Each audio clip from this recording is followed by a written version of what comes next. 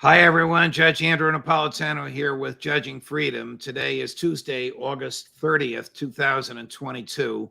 It's about 1 o'clock in the afternoon here on the East Coast of the United States. My guest today is a Judging Freedom favorite who really needs no introduction, Colonel Douglas Macgregor, who, after a career in the military, spent some time in the Pentagon under former President Donald Trump, and who we are very fortunate to have enlightening us at Judging Freedom with a true, fair military jeweler's eye, Colonel, on what's happening on the ground and what's happening in what we don't see on the ground in the military conflict between Ukraine and Russia. Colonel, always a pleasure. Welcome back here.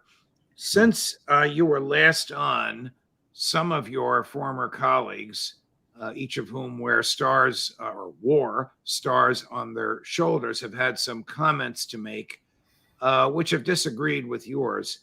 General Petraeus, a well-known politician, even though he wore 4 stars, had the following to say. We'll run the clip on CNN about the status of affairs between Russia and Ukraine. Take a listen. It's going to be very tough. Depends obviously on how really difficult this winter is. In the southern area, it may not be as difficult as certainly it is in the north and the northeast. I think the fighting will continue, however. And the Ukrainians, of course, are also showing something here that is crucially important. And that is that they are generating forces. They're recruiting, training, equipping, organizing, and then employing additional Ukrainian forces much more effectively and efficiently and impressively than are the Russians. As the ambassador mentioned, the Russians are struggling just to find replacements, much less to find organized, equipped, and trained units. Comment, Colonel? Well, the comments on the Ukrainians, I think, is fictional, to put it bluntly. He's spinning fiction. The Ukrainians have long since scraped the bottom of the barrel. They've lost their best troops. You just don't instantaneously regenerate them. In this latest counterattack in Kherson, there were 3 Ukrainian brigades. 2 hardly made it across the limit, the line of departure, and were driven back with heavy loss. 1 in the center made a little bit of progress, was then subsequently stopped, enveloped, pinned down, and took heavy losses. The Russians are, frankly speaking, they've taken losses as well, but they've maintained their core force. If you have a 10,000-man formation or a 5,000-man formation and you have 500 to 1,000 casualties, as long as you have that core formation, you can fill it out and go back and fight with it. Ukrainians have lost core formations. That's why this whole notion of regenerating a force at this stage is frankly absurd. So I don't know what the basis is for his judgment. I suspect that he's doing what he did when he was on active duty, which is take the position of the status quo, whoever is in power, and he aligns with it and repeats ad nauseum whatever his bosses tell him to do. Well, let's remember, and again, I don't want to get into a psychological or character analysis of General Petraeus, but he not only was a general, he was at one point, I think for about 1.5 years or 2 years, until some personal issues got in the way, the director of the CIA. So he probably belongs to that same cadre of people that our friend Phil Giraldi has warned us about, the CIA propagandists. Well, I think he was in that category long before he arrived at the CIA. If you go back and examine his comments about the quality of the Iraqi army, which he took personal responsibility for building, he tells you that it's a marvelous formation that can knock down anything that's thrown at it. We all know what happened to the Iraqi army when it met ISIS. And then in Afghanistan, after he'd been in command of Afghanistan for about 6 to 8 months, he made a statement that he turned everything around and seized the initiative from the Taliban and arrested their movement and expansion. So this is not really new. He's going to do what he does because of the people that he is with. Remember, there's an old expression, you go home with a girl you brought to the dance. Well, he's a girl they brought to the dance. He's going to go home with the people that brought him there and got him the 4 stars. Lieutenant General retired Hertling also says that, I don't know where he gets this from. The Ukrainians have several 100,000 new troops, and they're waging a second front, which will put the Russians on the horns of a dilemma. I think I am fairly characterizing what he said, Colonel. Where in God's name would Zelensky come up with several 100,000 new troops? Well, that is undoubtedly part of the script that is passed out by the Pentagon and the White House to everyone who's quote unquote on the team. Usually General Keane makes those kinds of statements. He's backed down quite a bit in recent months, but now I think Hertling is picking up the slack, and he's trying to be the man on point to keep the crusade going. Look, when everything else fails, and I've seen this before in the United States government, unfortunately, you certainly have. We saw it in Vietnam. I saw it, unfortunately, during the Kosovo air campaign, and subsequently when we ended up bogging ourselves down in Iraq. When all else fails, you lie. And that's what we do. And I'm sure Phil Giraldi would tell you the same thing. We're just spinning fiction. We're putting mythology on the street and hoping that will substitute for substance until we come up with some better answer. And there is no better answer for Ukraine right now. This war is really at an endpoint if we want to reach an endpoint, but we don't seem to want to. And we're perfectly willing to sacrifice thousands of Ukrainians that are forced into action, who are not adequately trained, who aren't adequately equipped, who don't know what they're doing, and push them into trench lines and defensive positions so that they can be slaughtered. This is going to be like the Confederacy at the end of the war between the states, with very, very few able-bodied males in their 20s and 30s even existing in the society. What will be left after Joe Biden keeps extending this war in terms of able-bodied males in Ukraine? Well, we know that we've got at least 10, 11 million that have left the country since this whole business began. I don't know how many millions of young men that includes. They had lost population long before the war broke out because people became fed up with the corruption, the lack of competence in government, and just left. I don't know that there will be too much of Ukraine left. And this has been the concern from the beginning. Ukraine is effectively a failed state swimming in criminality, subsidized by Washington. We have certainly subsidized the black market on a scale that no one, I think, in Ukraine ever imagined was possible, and made lots of people rich. But we haven't changed anything in the interest of the Ukrainian people.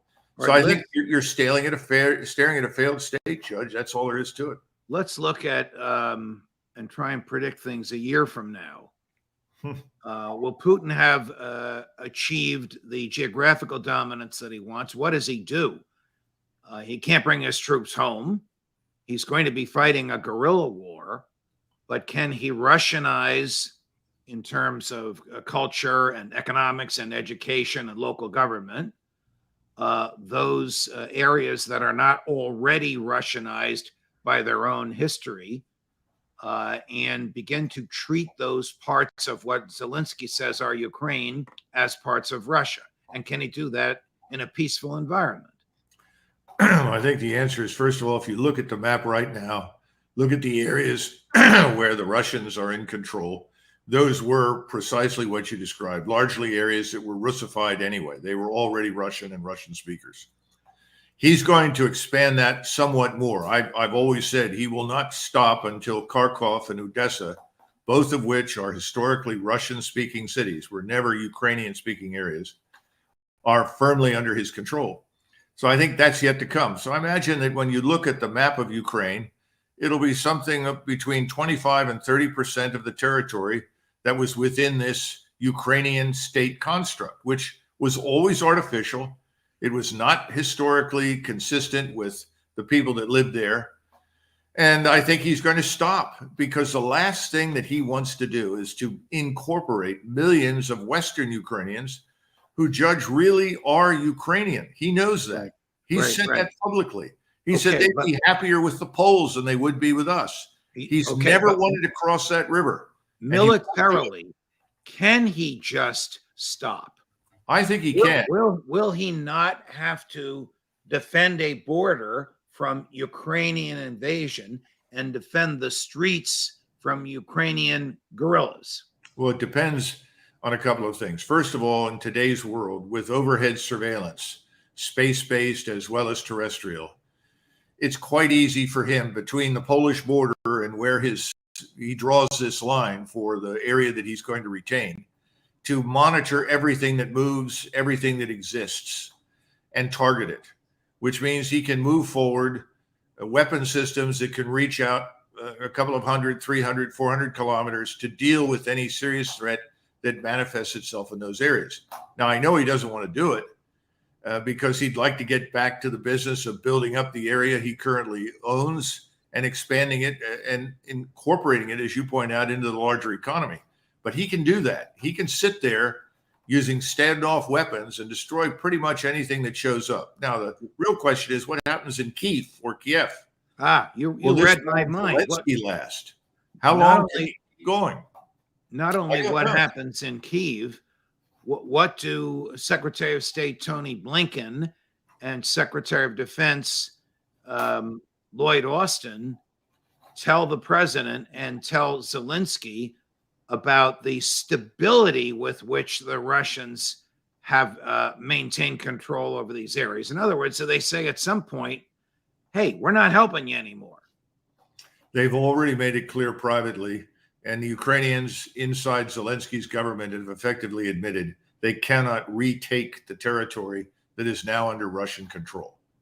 So that's about it. Remember, we were talking about, Petraeus and hurtling about these fanciful counteroffensives. No mention was made of retaking any territory. They can't do it. It's impossible.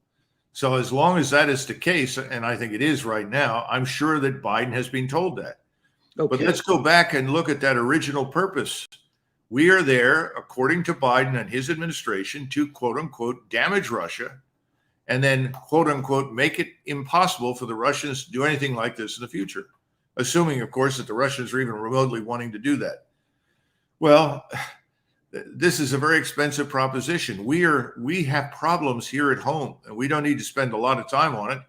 I'm not an economist, but you know how I feel about economists. They're about as competent as astrologers when it comes to long-term forecasting. But I see disaster on the horizon here at home economically, and I think the pressure will ultimately be brought to bear after the midterms to end this. Now, will we formally stand up and say we accept what's happened and we end it? No, of course not. We never do. We'll just act like it's over and we've left. What did we do when Vietnam ended? We left. We left. All right. The mainstream media in America has reported in the past week or 10 days that Putin sent out directions to those who work for him to find 175,000 more able-bodied young men to join his military. Why is he doing this? Why is this public? Well, first of all, is it true? Why is he doing it? Why is it public? Do they use a draft or do they pay them to join? Well, first of all, I don't even know whether or not that's true. They were scheduled to pick up an additional 132,000 young men through their draft system this year. Does he want more? He may. Does he have the ability to bring in more? Of course he does. But remember, this is a man who does not want to put Russia on a war footing. He doesn't want a war with the West. He knows that if he suddenly decided, well, the hell with this, I'll mobilize the country and we'll just march across Ukraine. That is manna from heaven to the people in Europe and in the United States who want to depict him as some sort of evil conqueror. He's not interested in that. Right now, I know that they have stood up a number of formations for administrative, policing, and control of the areas they currently have. That's totally natural. That makes lots of sense. They brought in reservists to replace the regular army formations that have been doing most of the fighting. And now that regular army is back in the battle, as we've discussed. Beyond that, I would be very hesitant to believe what I cannot confirm through official channels. And I can't confirm that. I think I've asked you this before, and I'm going to keep asking it. What effect, if any, we're now at Labor Day, will winter have in this battle?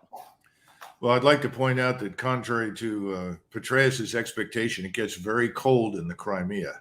I've Yes, talked to large according numbers. to General Petraeus, Yeah. the southern part of Ukraine is not cold in the wintertime. No, I'm afraid he's dead wrong on that one.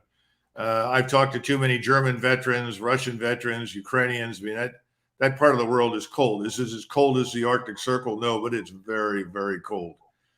I don't know what the weather's going to be like this winter, but if it's a normal winter, it's going to have a big impact on the Ukrainians, who are going to have a lot of trouble keeping themselves warm. And I say that not about the Ukrainian population in general, although that may be an issue, I don't know, but for their soldiers. It's going to be tough to maintain yourself in that field.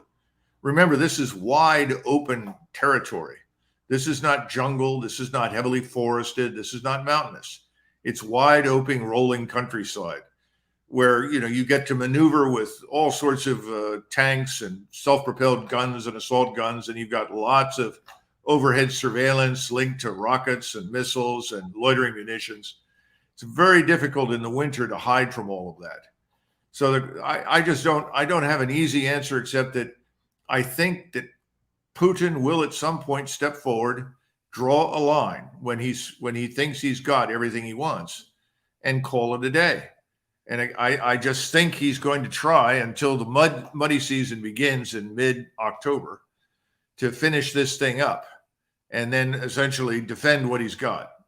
I think that's where we're headed. And no one is negotiating. Remember, we wouldn't let anybody negotiate.